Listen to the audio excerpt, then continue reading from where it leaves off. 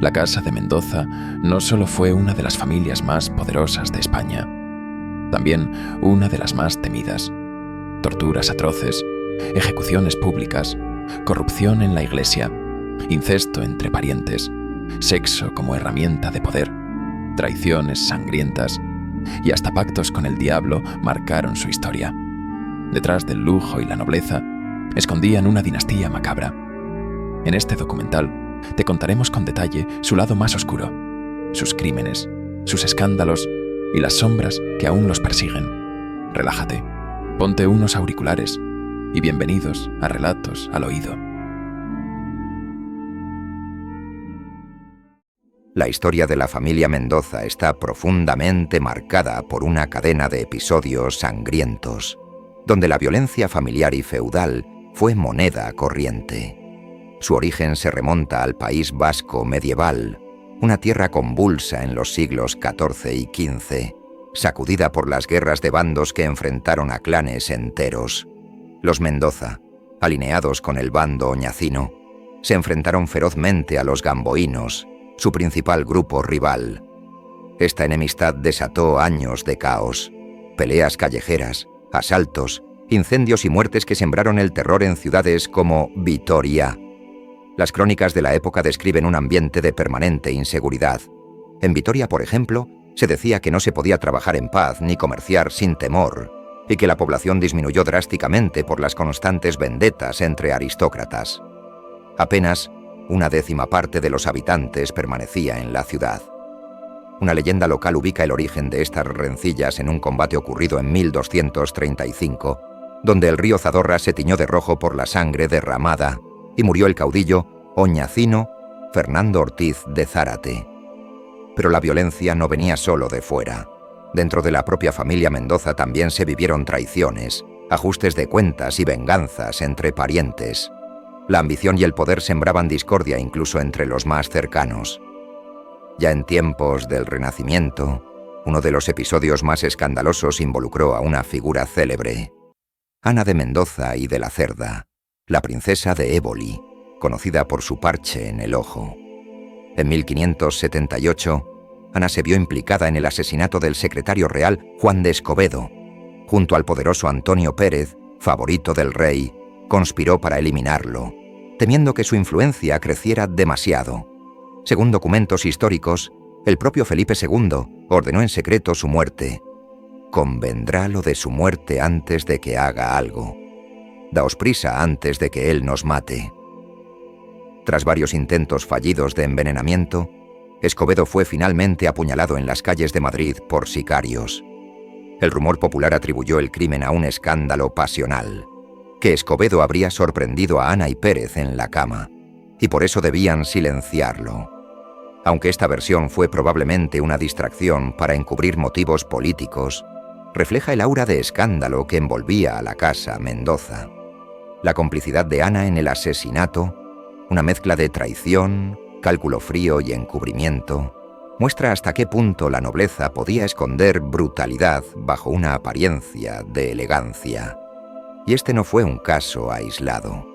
A lo largo de los siglos, los Mendoza estuvieron envueltos en desapariciones sospechosas, muertes oportunas y enfrentamientos letales.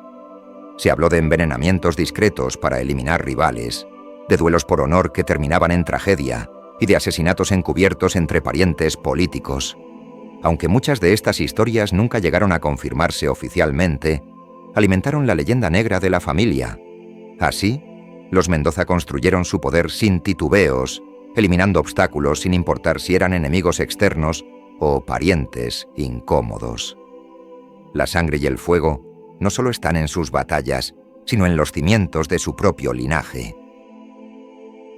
Además de la violencia y las intrigas políticas, la historia de la Casa de Mendoza está salpicada de escándalos sexuales que sacudieron a su tiempo, amores prohibidos, concubinato, hijos ilegítimos y hasta rumores de incesto entre sus miembros.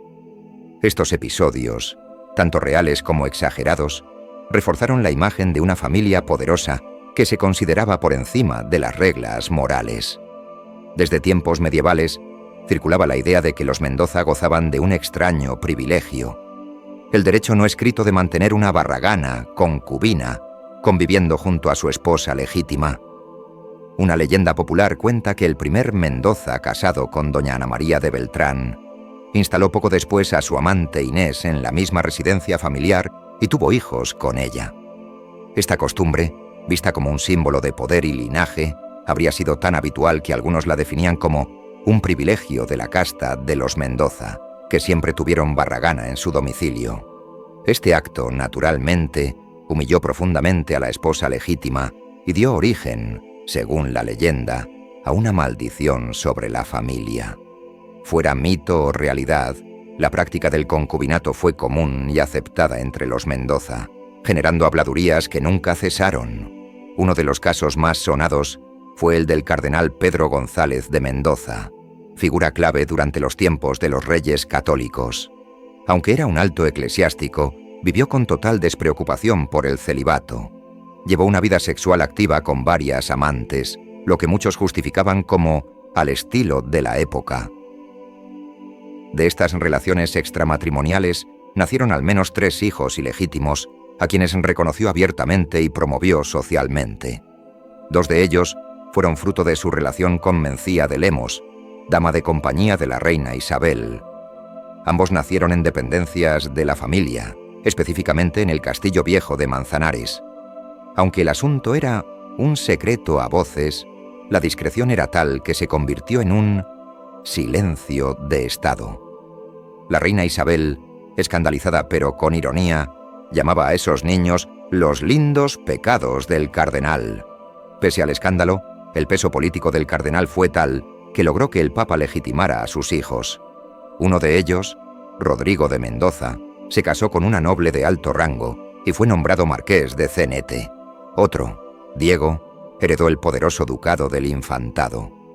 Que un príncipe de la Iglesia viviera en concubinato y posicionara a sus hijos ilegítimos entre la alta nobleza era un escándalo sin precedentes, pero su influencia, por la que fue apodado como el tercer rey de España, impuso el silencio en la corte y neutralizó las críticas.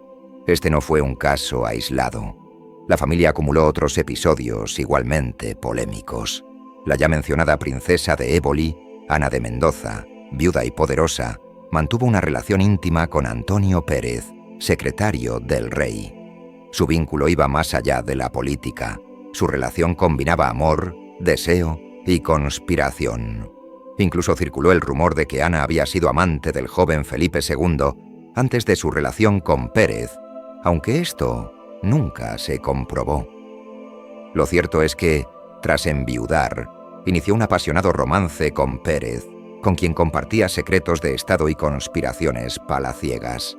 El escándalo estalló con el asesinato del secretario Juan de Escobedo. Muchos creyeron que Escobedo había descubierto la relación entre Ana y Pérez y fue eliminado por ello. Se decía que los sorprendió retozando en la cama y que ese fue el motivo de su muerte. Aunque esta versión puede haber sido alimentada por el propio rey para justificar represalias, el escándalo público fue enorme. El rey mandó encarcelar a la princesa, quien terminó sus días confinada en su palacio de Pastrana, deshonrada por la acusación de lujuria y traición.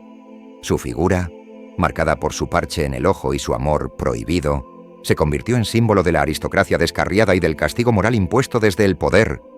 También hubo rumores de incesto dentro del clan Mendoza, aunque nunca se pudieron confirmar del todo. La nobleza practicaba la endogamia para no mezclar su sangre con linajes inferiores, lo que llevó a múltiples matrimonios entre primos y parientes cercanos. Algunas de estas uniones requerían dispensa papal, lo que el pueblo interpretaba como incesto aprobado. Panfletos anónimos y sátiras insinuaban relaciones impropias entre tíos y sobrinas, suegros y nueras. Una burla popular decía que cierta dama Mendoza tenía más de parienta que de esposa respecto a su marido, insinuando consanguinidad escandalosa. Las desviaciones morales también alcanzaron al clero de la familia. Además del cardenal, Fray Diego Hurtado de Mendoza, arzobispo de Sevilla, fue reprendido por mantener amantes dentro de sus diócesis. Algunos religiosos y religiosas vinculados a los Mendoza también fueron investigados por la Inquisición por conductas sexuales inapropiadas. En definitiva, los Mendoza no solo destacaron por su poder político y su presencia en los campos de batalla. Su historia íntima, repleta de escándalos de alcoba, pasiones prohibidas, hijos ilegítimos legitimados y rumores de incesto, añadió una capa más al oscuro retrato de una familia que, durante siglos, actuó como si ninguna ley, ni divina ni terrenal, pudiera tocarles. A la sombra de sus crímenes, traiciones y escándalos sexuales, los Mendoza también quedaron rodeados por un halo de maldiciones y leyendas siniestras. La tradición oral convirtió su historia en una crónica gótica, donde la lujuria y la violencia familiar parecían atraer castigos sobrenaturales. Entre todas las historias, la más conocida es la llamada maldición de la esposa ultrajada, un relato espeluznante que, según se cuenta, persiguió a los varones de la familia durante generaciones. Según la leyenda, recogida por crónicas locales, doña Ana María, esposa del primer Mendoza que trajo a su amante a vivir bajo el mismo techo, no soportó la humillación y buscó venganza a través de la brujería. Desesperada recurrió a una anciana hechicera llamada Eustaquia, quien le proporcionó sortilegios y filtros mágicos. En una noche de luna llena, consumida por la ira, Ana María lanzó una maldición solemne sobre su esposo. A la mañana siguiente, el noble Mendoza fue encontrado muerto en el bosque, devorado por lobos. Sus restos, esparcidos, solo dejaban huesos como testimonio. Así habría comenzado la llamada maldición de los Mendoza.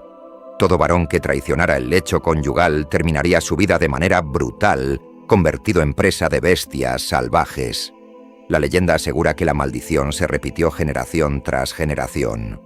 Los hijos de los Mendoza y los hijos de sus hijos, se decía, sufrieron castigo por igual motivo. Todos los hombres del linaje que cometían adulterio morían despedazados por lobos en circunstancias misteriosas.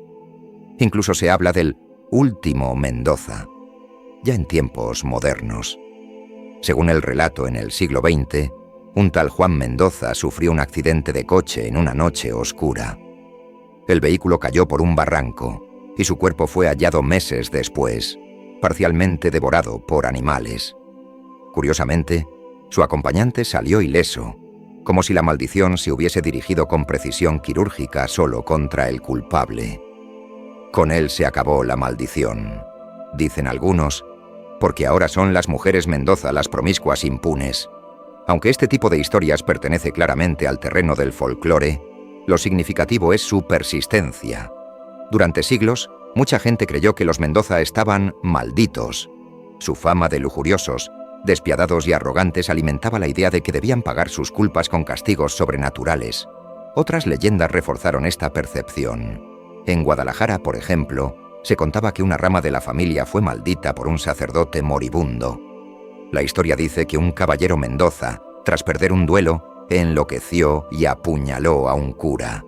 Antes de morir, el sacerdote le lanzó una maldición terrible. Tus ojos verán morir a tus hijos, y tu nombre se pudrirá sin herederos. Tiempo después, los dos hijos varones del noble murieron en circunstancias extrañas, y su linaje se extinguió. El caso fue recogido en anales del siglo XVII, aunque no hay pruebas concluyentes de su veracidad. Para muchos, fue simplemente una inquietante coincidencia. En la Alcarria se difundió otra historia, la del Cristo de Yebra. Se decía que un Mendoza, borracho y blasfemo, disparó contra una imagen de Cristo.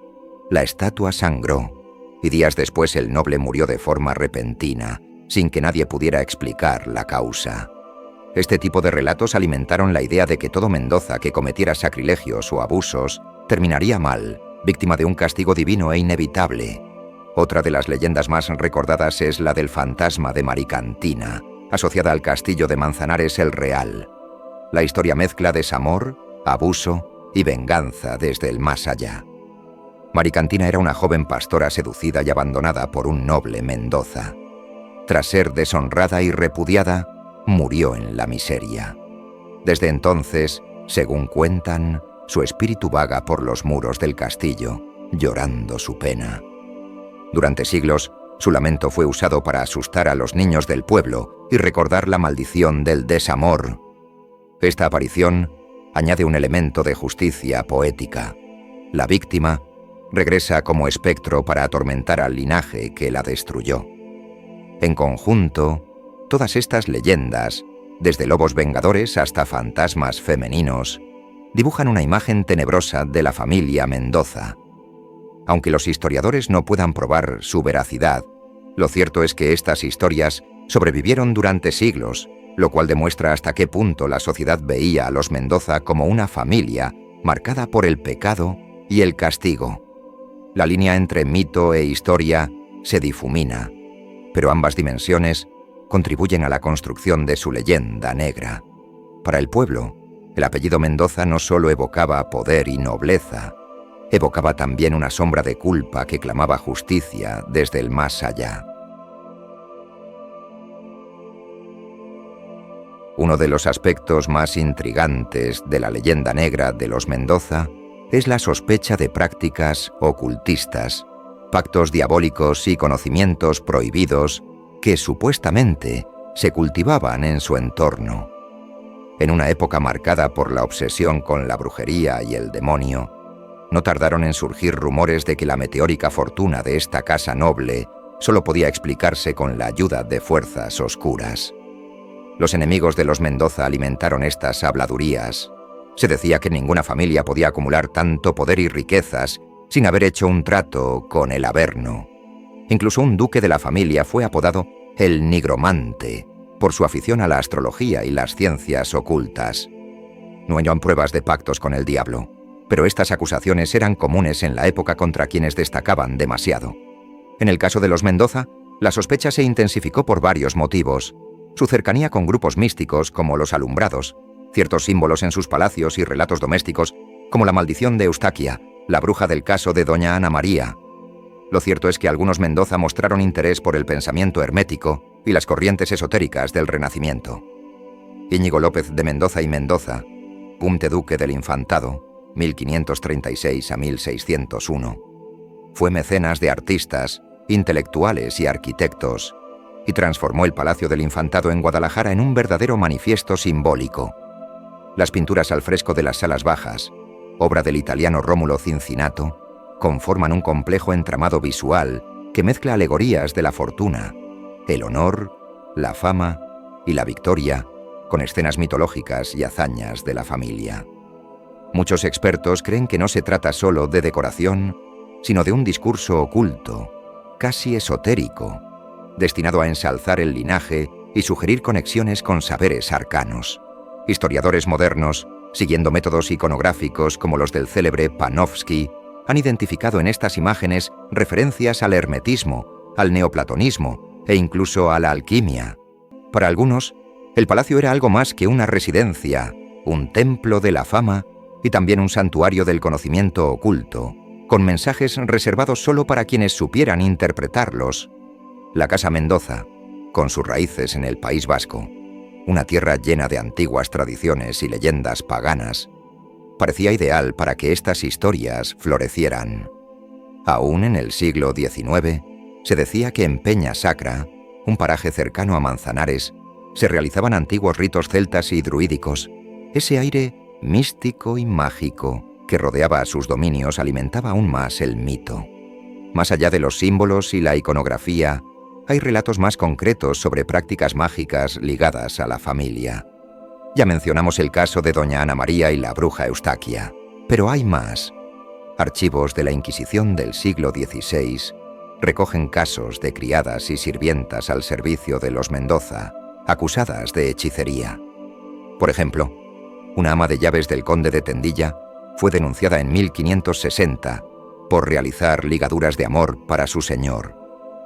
También se cuenta que el marqués de Monteclaro, un Mendoza del siglo XVII, celebró rituales en una cripta de su palacio, acompañado de alquimistas italianos. Su objetivo: invocar a un demonio guardián para custodiar sus tesoros. Aunque esto suena más a novela que a documento histórico, lo cierto es que varios Mendoza cultivaron la alquimia, la astrología y otras disciplinas limítrofes con la magia. Diego Hurtado de Mendoza, nieto del cardenal y reputado historiador, tenía en su biblioteca libros de alquimia y escribió textos astrológicos. En tiempos de la Inquisición, donde la ciencia, la superstición y la herejía se confundían con facilidad, este tipo de actividades se consideraban peligrosas. Muchos nobles practicaban estas disciplinas en privado, conscientes de que podían ser malinterpretadas como tratos con el demonio.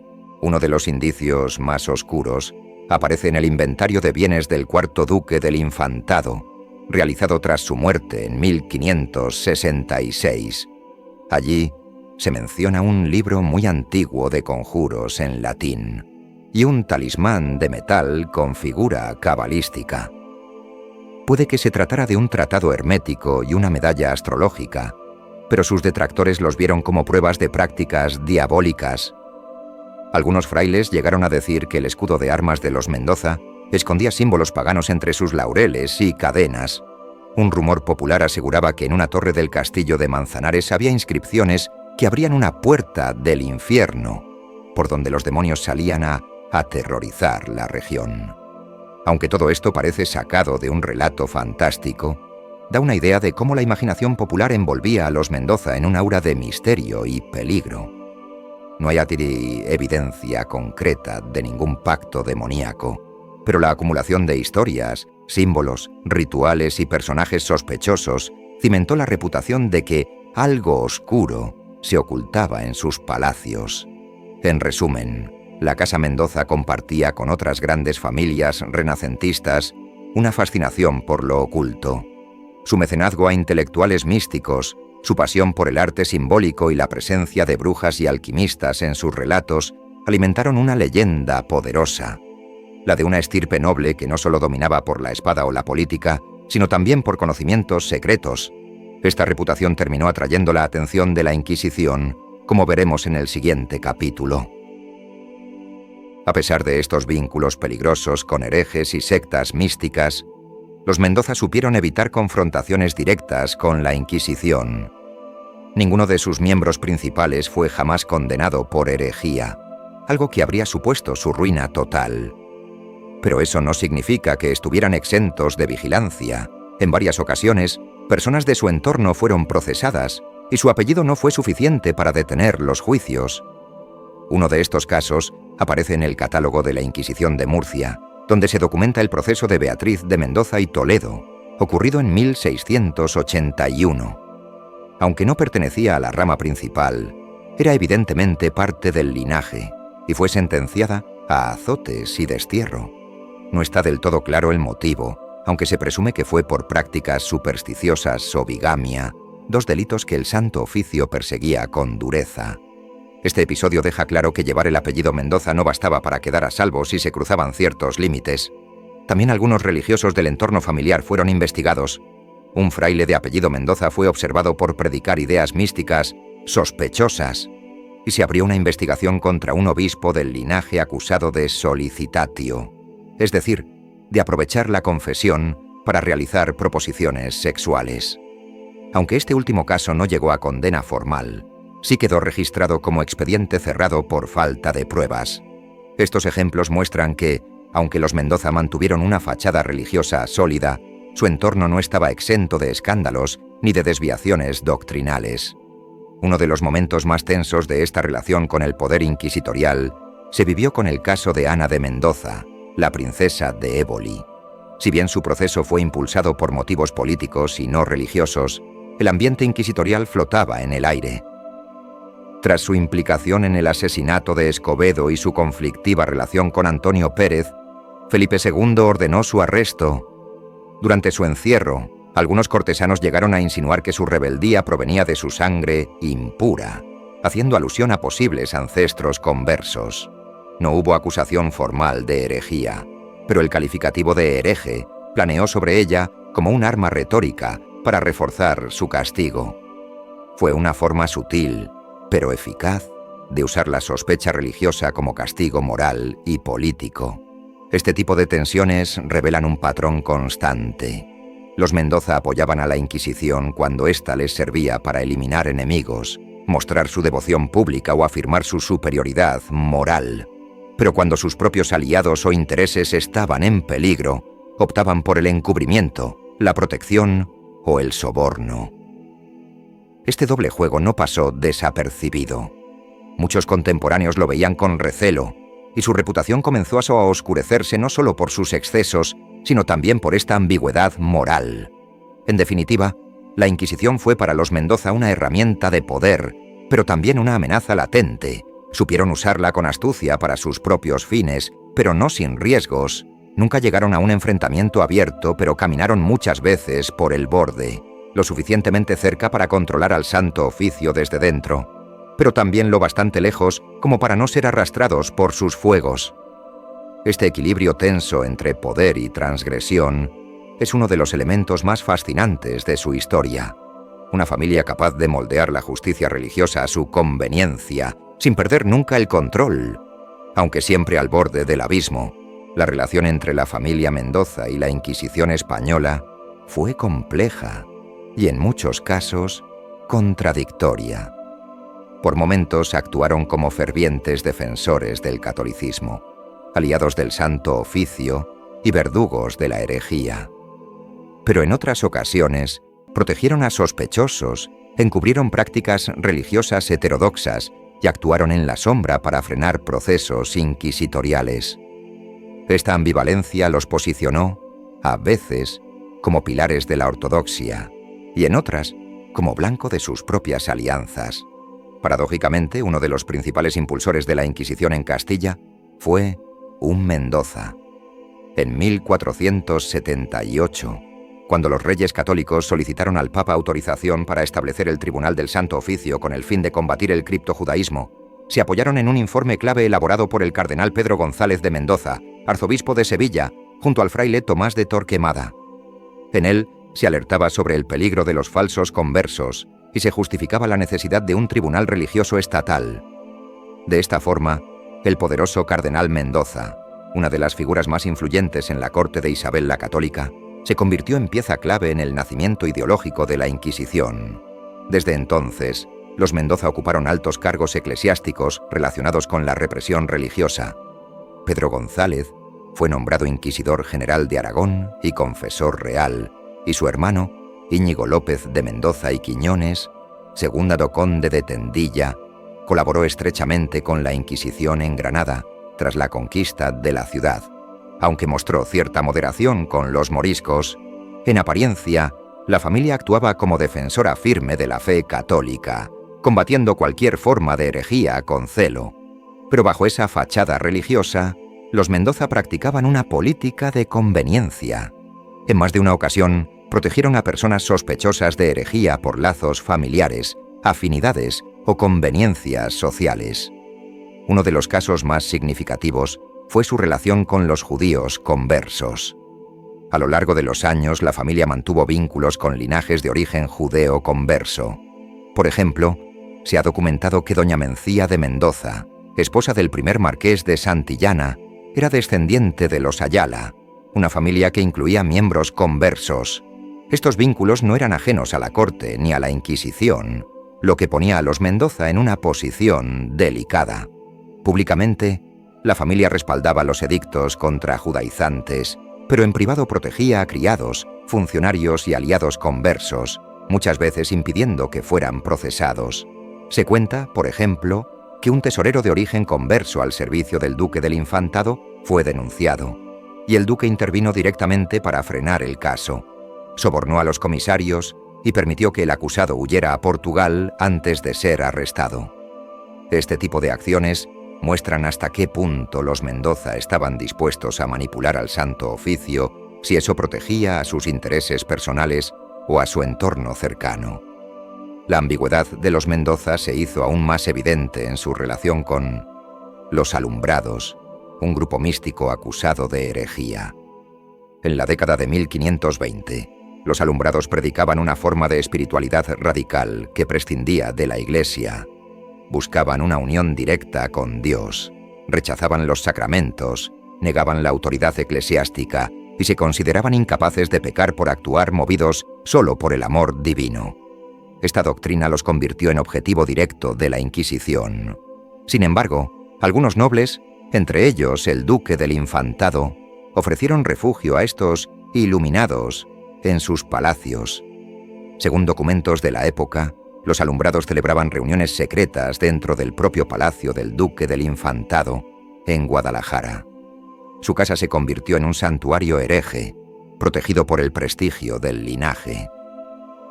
Cuando en 1525 se promulgó el edicto oficial contra los alumbrados, muchos ya habían encontrado refugio en propiedades nobiliarias, siendo el Palacio de los Mendoza uno de los centros de resistencia más importantes. La propia Inquisición lo dejó por escrito.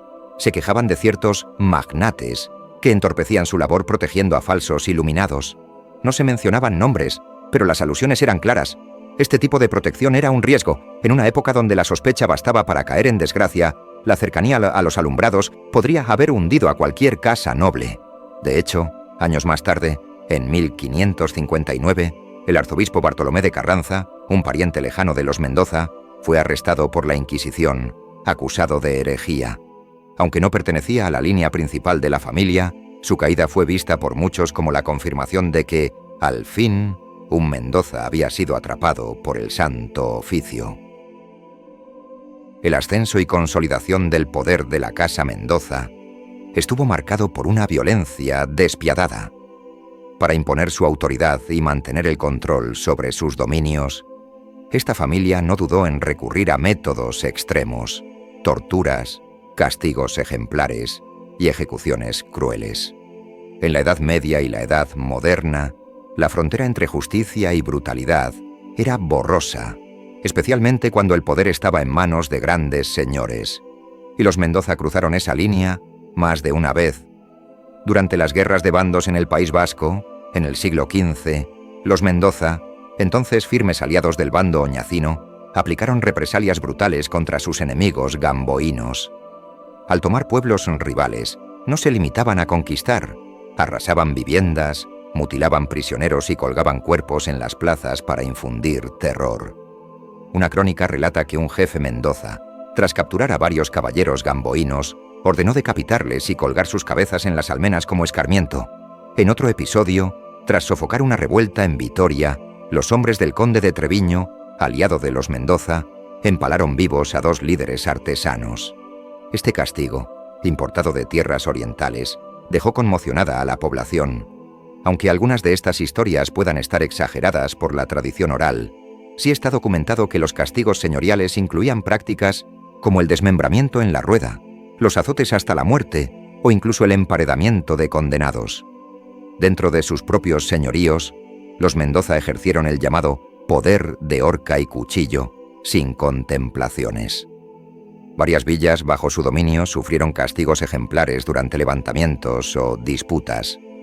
En Guadalajara, a finales del siglo XV, el primer duque del Infantado, Íñigo López de Mendoza, sofocó una revuelta campesina con extrema dureza.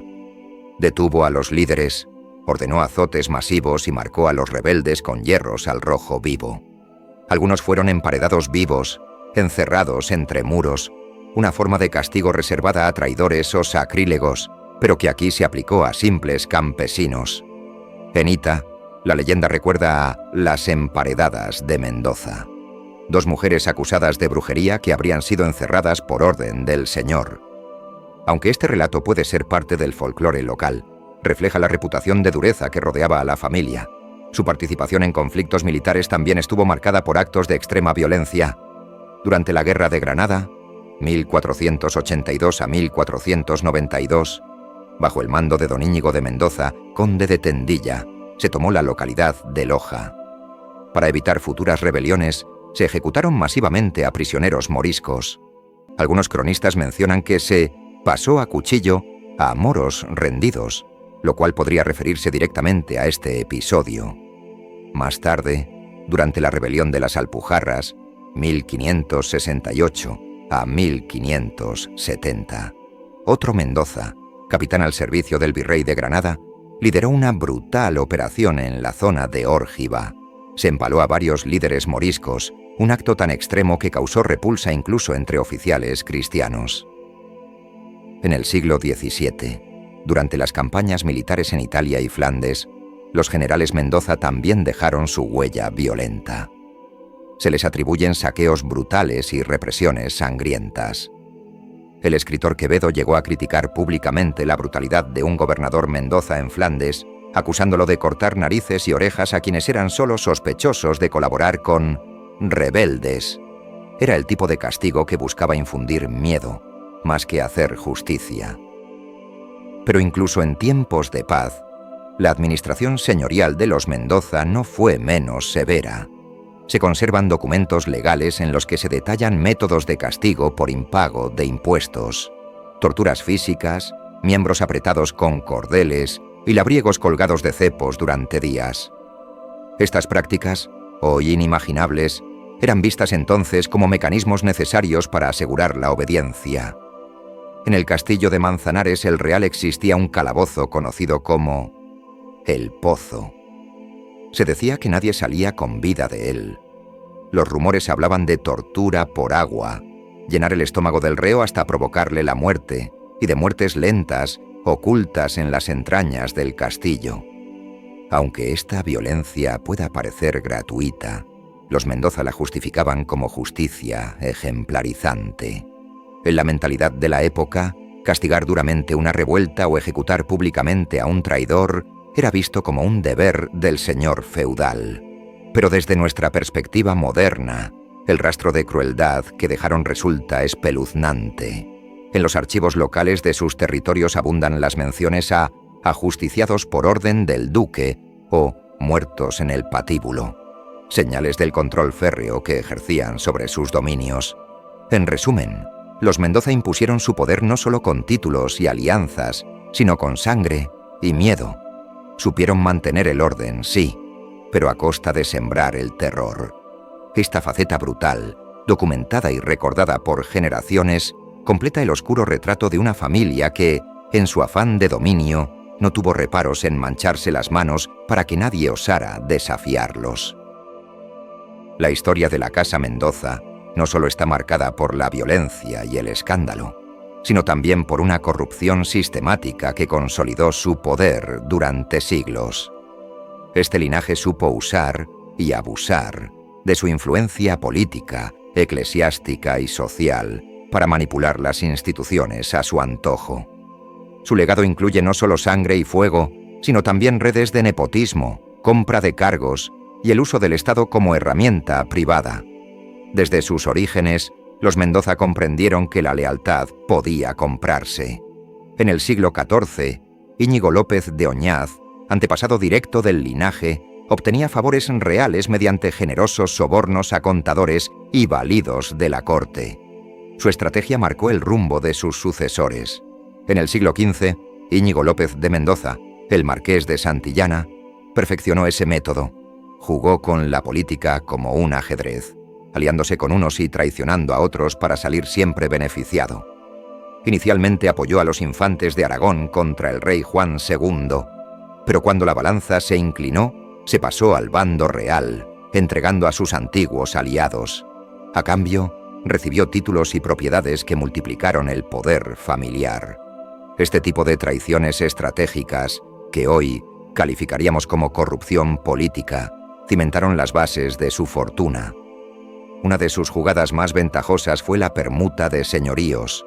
En 1430 consiguió la villa de Maqueda del rey Juan II, entregando a cambio unas tierras de menor valor, un intercambio altamente desequilibrado que muchos atribuyeron a su creciente influencia en la corte.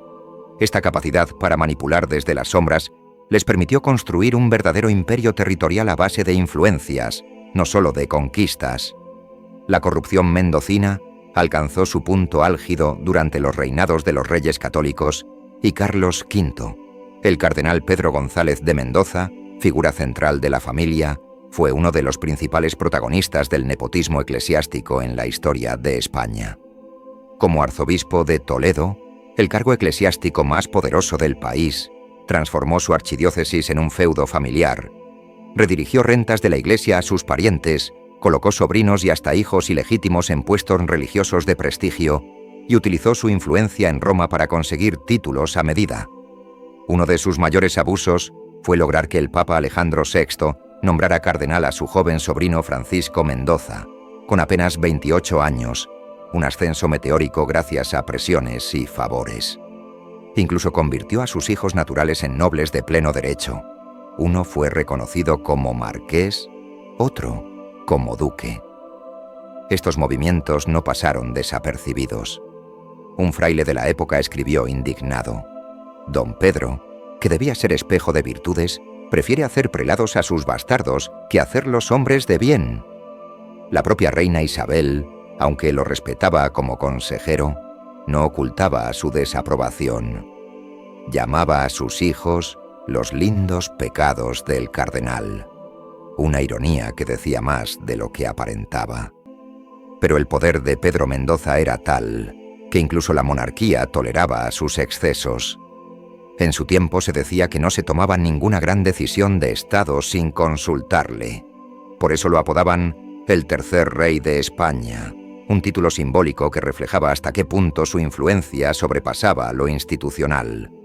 A medida que pasaban las décadas, los Mendoza fueron cerrando filas en torno a su propio dominio.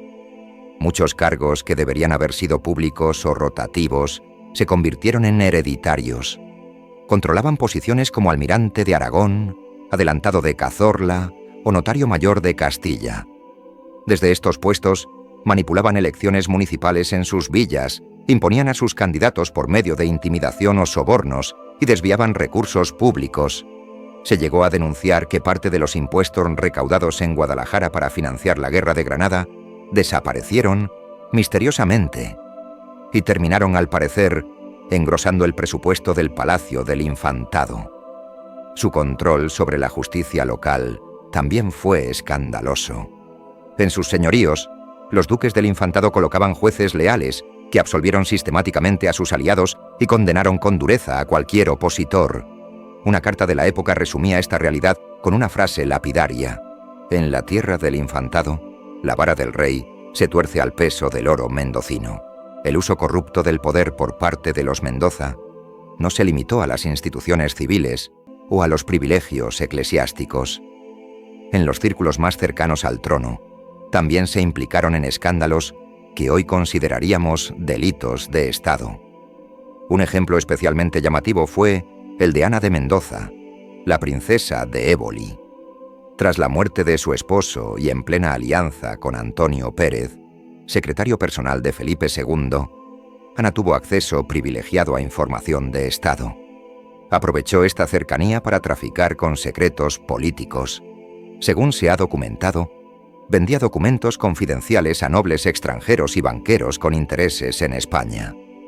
Este acto, comparable al espionaje, fue la gota que colmó la paciencia del rey. Felipe II la acusó de poner sus ambiciones personales por encima de su lealtad y mandó encarcelarla de por vida.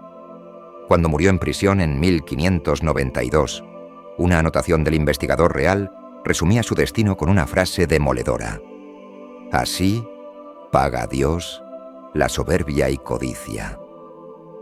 En esa sentencia quedó encapsulado el juicio moral sobre una parte importante de la familia Mendoza. Otro ámbito, donde la corrupción alcanzó niveles grotescos, fue el religioso. Ya no se trataba solo de nepotismo, sino de simonía abierta, compra de cargos y beneficios eclesiásticos a cambio de dinero.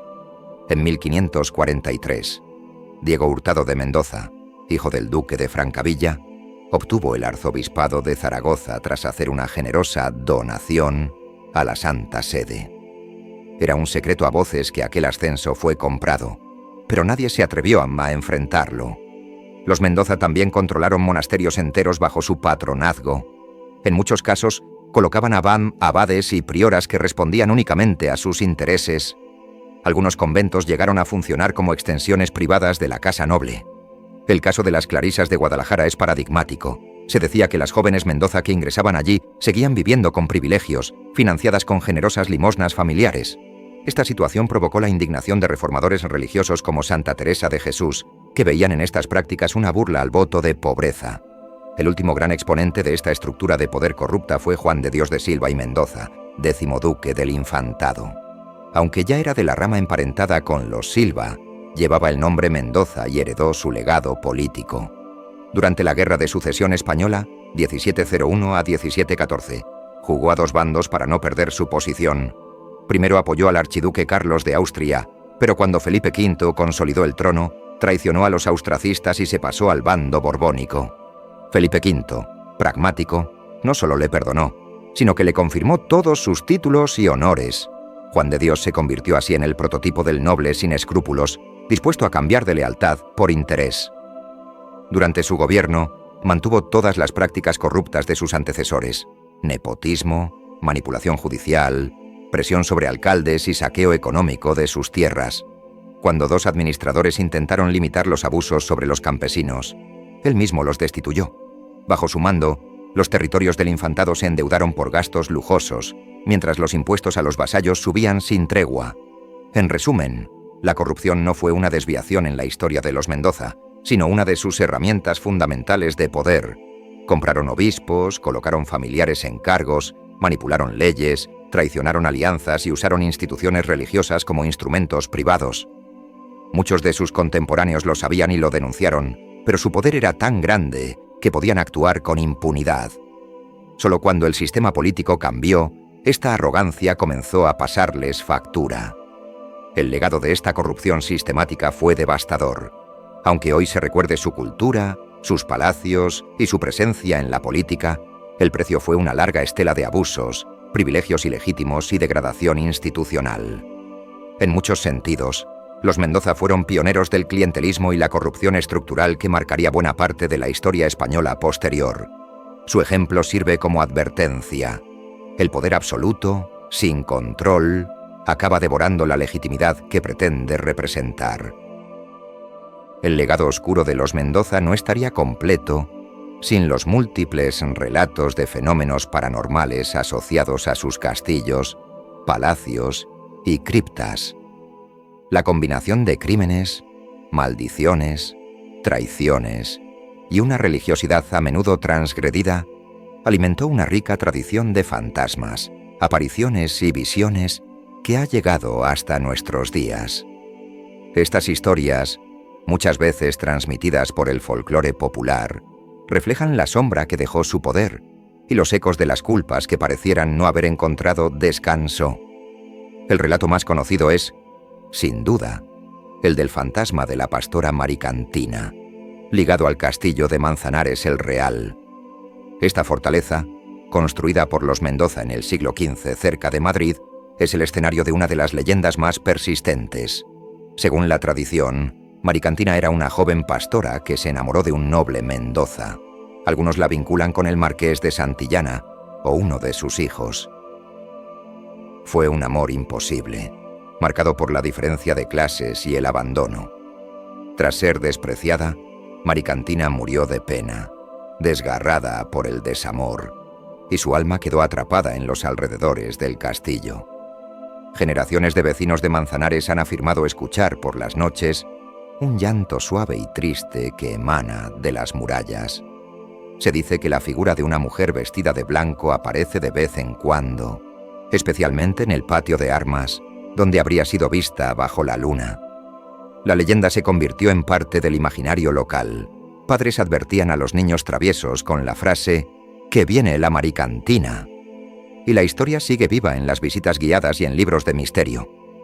Para muchos, Maricantina no es solo un espectro, es el símbolo del daño emocional causado por los abusos de poder, la culpa que vuelve desde el más allá a exigir justicia. Otro punto marcado por lo sobrenatural es el Palacio Ducal de Pastrana, en Guadalajara, donde la princesa de Éboli pasó sus últimos años bajo arresto. Allí se cuenta que su sombra todavía recorre los pasillos. Algunos empleados del museo aseguran haber visto la figura de una mujer con parche moviéndose por los corredores donde estuvo encerrada. Incluso se han escuchado golpes de bastón, como si Ana de Mendoza siguiera paseando inquieta, condenada a revivir su encierro. Investigadores del misterio han usado detectores y grabadoras durante la noche, registrando descensos bruscos de temperatura y susurros con la palabra Felipe, en aparente alusión al rey que ordenó su prisión. Aunque no hay pruebas concluyentes, la creencia popular en la presencia del espíritu de la princesa está muy arraigada, y aporta un elemento trágico y fantasmal a su figura histórica. Otros fenómenos más inquietantes se han reportado en edificios vinculados a la familia, como el convento franciscano de Madrid, fundado por doña Catalina de Mendoza en el siglo XVII. Según la tradición, una monja pariente de los Mendoza empezó a gritar blasfemias con una voz inhumana durante la oración. Se la consideró poseída, y el exorcismo reveló que el demonio había sido atraído por los pecados de la familia. Aunque no se conservan actas oficiales, el relato ha sobrevivido como advertencia. Ni siquiera la celda de una religiosa de sangre Mendoza escapaba a la influencia del mal. En el Palacio de Guadalajara, centro neurálgico del poder de la familia, también se hablaba de presencias oscuras. Según algunos testimonios antiguos, en el sótano aparecía cada noche la figura de un caballero sin cabeza, vestido de negro, que anunciaba desgracias a su descendiente, un duque aficionado a la alquimia. Algunos creen que estas visiones eran producto de los vapores de sus experimentos, pero los sirvientes evitaban bajar a ese lugar después del anochecer. El relato se convirtió en leyenda, reforzando la atmósfera de misterio que rodea a la casa. Estas historias no solo nacieron del miedo popular, también se vieron alimentadas por el conflicto entre los Mendoza y la Inquisición. Los alumbrados que protegían en Guadalajara practicaban formas de oración tan extremas que entraban en trances, visiones y convulsiones. La Inquisición no dudó en calificarlos como poseídos por espíritus malignos que los hacen profetizar falsamente. El hecho de que actuaran bajo el amparo del duque del infantado no solo añadía peligro, sino que extendía sobre la familia un aura de complicidad con fuerzas que la Iglesia consideraba demoníacas. La relación de los Mendoza con lo sobrenatural no termina en apariciones y posesiones. Incluso sus enterramientos fueron envueltos en un simbolismo tétrico que alimentó la percepción de una familia perseguida por las sombras. Varios miembros del linaje ordenaron esculpir sus sepulcros con calaveras, figuras esqueléticas y demonios al acecho. Aunque el arte funerario barroco solía representar escenas del juicio final, en el caso de los Mendoza, la estética adquiría un aire especialmente oscuro. Uno de los lugares más impresionantes es la cripta de los duques del infantado en la iglesia de San Francisco, en Guadalajara. Allí, sobre los túmulos de mármol blanco, se tallaron imágenes inquietantes. Ángeles trompeteros junto a demonios arrastrando almas, figuras arrodilladas suplicando perdón e incluso la representación de un duque sometiéndose al juicio divino, como rogando clemencia por sus pecados. Esta escenografía no era habitual. Reflejaba una conciencia aguda del castigo eterno y el temor real de haber transgredido los límites de la fe. Para muchos, entrar en esa cripta era como penetrar en una antesala del infierno, un lugar donde el esplendor nobiliario se transformaba en culpa petrificada. Estos espacios funerarios también dieron pie a rumores paranormales.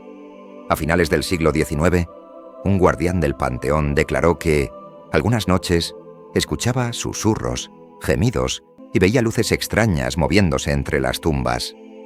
Las versiones más populares afirmaban que eran las almas de los duques, condenadas a vagar sin paz por sus pecados en vida. Estos relatos se integraron en la memoria popular, alimentando la idea de que los Mendoza no solo dejaron huella en el mundo de los vivos, sino también en el más allá. En tiempos recientes, la leyenda paranormal de los Mendoza ha revivido gracias a los medios de comunicación, el turismo y la cultura popular. Programas de televisión especializados en fenómenos misteriosos han investigado el castillo de Manzanares utilizando cámaras térmicas y grabadoras de psicofonías. Algunos llegaron a confirmar presencias inexplicables, reforzando la fama del lugar encantado. En Pastrana se organizan rutas nocturnas sobre la princesa de Éboli, dramatizando la historia de su espectro en los mismos espacios donde vivió. Estos eventos, aunque turísticos, dan cuenta del poder duradero de su historia y de cómo lo paranormal forma parte inseparable de su legado. Al margen de lo que pueda probarse o no, estas historias reflejan una verdad más profunda. Los Mendoza vivieron rodeados de excesos, culpas y transgresiones tan grandes que ni la muerte logró silenciar sus ecos. amores prohibidos convertidos en fantasmas, posesiones demoníacas interpretadas como castigo divino, figuras espectrales vagando por castillos y palacios. Todo ello forma un mosaico de leyendas que no desaparece con el tiempo, sino que se refuerza. La frontera entre realidad histórica y mito es difusa, pero en esa ambigüedad se asienta buena parte del atractivo de los Mendoza. Su vida, marcada por la ambición, el pecado y el poder, dio pie a relatos que sobrevivieron siglos. No importa si fueron producto de la imaginación o reflejo de fenómenos reales, lo cierto es que hoy, al mencionar a los Mendoza, resuenan también los ecos de otro mundo. Un mundo donde los pecados no se olvidan y las voces del pasado aún se hacen oír entre sus ruinas. La crónica oscura de los Mendoza no se sustenta únicamente en leyendas y rumores. Existen numerosos documentos históricos, cartas, testamentos, crónicas y registros inquisitoriales que confirman o matizan los relatos de excesos, abusos y escándalos vinculados a esta poderosa familia. Estos textos, conservados en archivos y transcripciones, no solo aportan hechos verificables, sino que también nos permiten escuchar las voces auténticas del pasado, muchas veces estremecedoras. Uno de los ejemplos más reveladores es un escueto registro inquisitorial de 1681. Mendoza y Toledo, Beatriz de azotes y destierro. Aunque la nota no especifica el delito, este castigo era común para casos de superstición o bigamia. El hecho de que una mujer con el prestigioso apellido Mendoza aparezca en los archivos del Santo Oficio evidencia que ni siquiera esta casa estuvo al margen de las condenas religiosas. También destaca el testamento del cardenal Pedro González de Mendoza, redactado en 1495. En él, entre plegarias y disposiciones piadosas, reconoce a mis 3 hijos naturales, habidos en mis flaquezas de carne. Ruega al rey que los ampare y proteja, reconociendo así por escrito sus faltas morales como príncipe de la Iglesia. Es un testimonio sincero de la tensión entre su cargo sagrado y su vida privada y de su intento por asegurar a sus hijos un lugar en la nobleza. Otro documento valioso es la carta de 1484 del segundo conde de Tendilla, donde aconseja a sus hermanos sobre los judíos conversos en Granada. Conviene no ser demasiado rigurosos con los cristianos nuevos, que muchos son nuestros servidores. Estas palabras confirman que, mientras en público se seguían los edictos de pureza de sangre, en privado los Mendoza protegían a conversos por conveniencia o lazos familiares. Las crónicas contemporáneas también aportan piezas clave.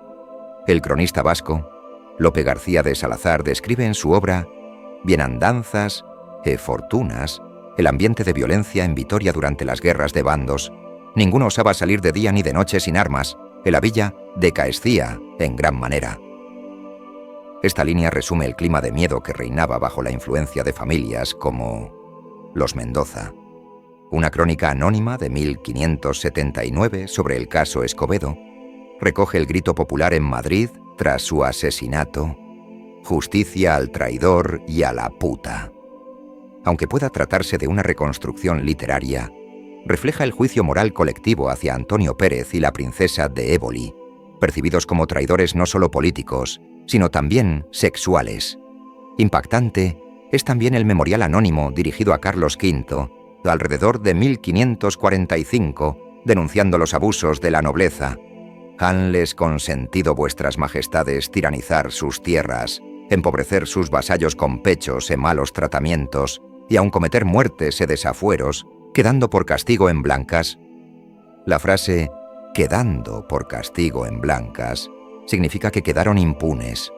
Este documento revela que ya en su época se cuestionaba la impunidad con la que actuaban linajes como el Mendoza. Desde el archivo de Simancas, una carta de Felipe II a su hermana, escrita en 1581, aborda directamente el caso de la princesa de Éboli. «Está Ana presa en su casa por nuestros mandos, por casos graves que tocan a muerte de persona. Dio traza a cosas que no debía, con deshonor notable». Esta confesión del propio rey confirma su convicción de que Ana participó en un asesinato y que su conducta era deshonrosa. La carta es una pieza fundamental que valida la gravedad de las acusaciones contra ella. En el proceso de Antonio Pérez, 1590, se conserva un interrogatorio en el que se le pregunta repetidamente por la señá princesa. Bajo tortura, Pérez reveló cartas en las que Ana pedía nuevas del negocio que los tres sabemos, lo cual se interpreta como una referencia directa al plan para asesinar a Escobedo. Esta frase cifrada, casi literaria, es quizás la pista más directa de una conspiración a tres bandas entre Felipe II, Pérez y Ana de Mendoza. Finalmente, los documentos que recogen las voces de las víctimas son especialmente conmovedores. En 1423, los gremios de Vitoria protestaban en actas notariales: «No podemos trabajar en sosegamiento, ni andar seguros que muchos se van en la población mengua sobremanera». Es una súplica desesperada de quienes vivían bajo el terror feudal. Otro ejemplo es una carta colectiva de campesinos de la Alcarria de 1750 pidiendo ayuda al rey: «Nos hallamos tan oprimidos y apurados que preferimos dejar casas y labranzas a servir a tan rígido señor». Son palabras sencillas pero cargadas de sufrimiento real. En conjunto, estos documentos, muchos de ellos escritos por puño propio de los protagonistas o testigos, son pruebas irrefutables del lado oscuro del linaje Mendoza. No se trata solo de leyendas, son confesiones, denuncias, juicios y cartas que demuestran cómo ejercían su poder, cómo se percibían sus abusos y cómo incluso sus contemporáneos veían en ellos un símbolo de corrupción, privilegio e impunidad. Gracias a estos textos, podemos reconstruir no solo su historia, sino también su reputación viva entre quienes les rodearon. Y esa voz directa del pasado es, quizás, el testimonio más poderoso de todos. Tras un legado de poder, influencias y escándalos, la caída de la Casa de Mendoza durante los siglos XVIII y XIX fue definitiva, aunque no estuvo exenta de dramatismo. Incluso su desaparición pareció cumplir con los oscuros presagios que les habían rodeado. El proceso comenzó con una crisis sucesoria que marcó el principio del fin. En 1737 murió Juan de Dios de Silva y Mendoza, 10º duque del Infantado, sin herederos varones. Solo le sobrevivía una hija, María Francisca. Ella heredó el ducado como 11ª duquesa, pero falleció a su vez en 1770, también sin descendencia. Con ella se extinguía, de facto, la línea masculina de los Mendoza del Infantado, una dinastía con más de 4 siglos de historia. La corona y los tribunales no estuvieron exentos de controversia. Tras disputas sobre el derecho de sucesión, los títulos y posesiones pasaron a parientes lejanos, engrosando los patrimonios de otras casas nobiliarias. El primer gran trasvase fue hacia la Casa de Alba, cuando Pedro de Alcántara Álvarez de Toledo oía el título y los territorios del Infantado unidos a su extenso patrimonio. En el siglo XIX, otra alianza casó clanes. Una Álvarez de Toledo se unió a un Tellez Girón, introduciendo los dominios mendocinos en la Casa de Osuna. Desde entonces, el apellido Mendoza continuó apareciendo en gigantescos listados de títulos nobiliarios, pero la identidad del linaje había perdido su tronco original. Como si la maldición de siglos se hubiera cumplido, su nombre se pudriría sin herederos. La saga terminó diluida en otras dinastías. El periodo de mayor contraste llegó con la gestión de Pedro de Alcántara Tellez Girón, 4º duque del Infantado, y también duque de Osuna. Heredero de ambas casas, su responsabilidad era continuar el linaje. Sin embargo, se convirtió en ejemplo de opulencia excesiva. Durante el siglo XIX, vivió rodeado de fastos, residencias costosas, fiestas lujosas y colecciones de arte. El estilo vividor y derrochador arruinó la fortuna combinada de ambas dinastías. Ante la acumulación de deudas, se subastaron propiedades enteras, desde palacios y castillos hasta fincas y patrimonio artístico, y los archivos históricos mendocinos quedaron olvidados en sótanos o entregados al Estado. La bancarrota económica del duque Diez IV marcó la dispersión del legado material mendocino. Su sitio pasó a ser administrado por instituciones públicas o reconvertido por herederos. Así terminó una era, que comenzó con acaparamiento de poder y privilegios. Fue, sin duda, una suerte de justicia histórica. La familia que dominó con opacidad y corrupción era despojada de su poder físico y simbólico.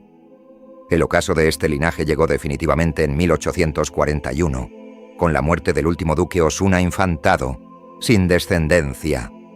Con él desaparecía simbólicamente el último representante de una saga que había durado más de 1000 años. Pero el impacto cultural y la sombra de su historia oscura persistirían. Aunque la Casa de Mendoza se vio disuelta en otras dinastías, su legado oscuro siguió vivo en la memoria cultural y popular. A finales del siglo XIX y comienzos del XX, su figura despertaba fascinación precisamente por su mezcla de poder, escándalos y misterio. En el siglo XIX, la literatura romántica española rescató el dramatismo mendocino. La princesa de Éboli se transformó en musa trágica y figura corruptora en numerosas novelas, obras de teatro e incluso óperas. Escritores como Francisco Navarro Villoslada novelaron con pasión sus años finales, presentándola ora como víctima, ora como conspiradora amoral. En el cine, su relato llegó a la pantalla grande varias veces. En 1955 bajo el título La princesa de Éboli, protagonizada por Olivia de Havilland, y más tarde, en 2010, con Belén Rueda, en una serie española. En cada versión, volvía a emerger esa mezcla de fatalidad, pasión y traición tan mendocina. Igualmente, el cardenal Pedro González de Mendoza inspiró una curiosa revalorización. Su nombre aparece hoy en Cardenal Mendoza, un brandy comercializado bajo el eslogan «El brandy con solera de un grande de España». El producto busca evocar su figura mundana, refinada y ambiciosa. En estudios de historia eclesiástica, su figura se mantiene como paradigma del nepotismo en la Iglesia prerreformista, un prelato sabio y humanista, pero con una ambición personal que lo oscureció. Su ejemplo se cita con frecuencia en manuales como muestra del doble filo del clero de entonces, culto y corrupto a la vez. En el ámbito popular, los habitantes de regiones como la Alcarria y la Sierra Norte de Madrid aún conservan memoria viva de los Mendoza. Decían refranes como «Tienes más orgullo que un Mendoza» o «Justicia de Mendoza, la que el Señor disponga», reflejando una población marcada por su autoritarismo. En archivos municipales se conservan actas de juicios y informes de corregidores criticando la protervia y la explotación de sus administradores. Ese rencor quedó convertido en documentos, pleitos interminables contra recaudadores, quejas sobre el hambre y la miseria rural, protestas sobre los abusos, toda una muestra del impacto real de su dominio férreo. Por su parte, el fantasma de Maricantina sigue presente en Manzanares el Real. Hoy, el castillo es un museo que aprovecha su mito para el turismo. Entre exhibiciones y visitas teatralizadas, se incluye su historia nocturna, el lamento espectral que hacía temblar a generaciones. En Pastrana también se dramatiza la figura de la princesa de Éboli, caminatas nocturnas, recreaciones de su prisión, su bastón resonando en patios reales. Mantienen vivo el aura místico y oscuro que los Mendoza heredaron. Incluso los archivos de la familia, ya dispersos, siguen arrojando luz sobre su pasado. En el Archivo General de Palacio aparecen documentos como las cartas reservadas de Fernando VII, en las que se alude a secretos del archivo del infantado. Se cree que se ingresaron papeles comprometedores, desde apoyos reales a los carlistas hasta deudas escandalosas. También se halló un informe en Simancas, descubierto hace años, donde un enviado veneciano describía al cuarto duque del infantado como hombre de dos caras, piadoso en público y tirano en su casa. Cada nuevo documento confirma el peso de las sombras en esa saga. En definitiva, aunque los Mendoza como linaje se extinguieron, su influencia cultural, su leyenda negra y su poder sobrenaturales permanecieron. Su destino, marcado por la ruina económica y la extinción genealógica, contrastó con el renacimiento cultural de su leyenda, que aún convoca interés. Aunque desaparecieran sus palacios y su patrimonio tangible, su nombre sigue ligado a historias de ambición desmedida, corrupción y fantasmas. Quizá ese sea su legado más emblemático. Un testimonio de la atracción perversa que ejerce el poder cuando repentinamente y apenas se convierte en ruina.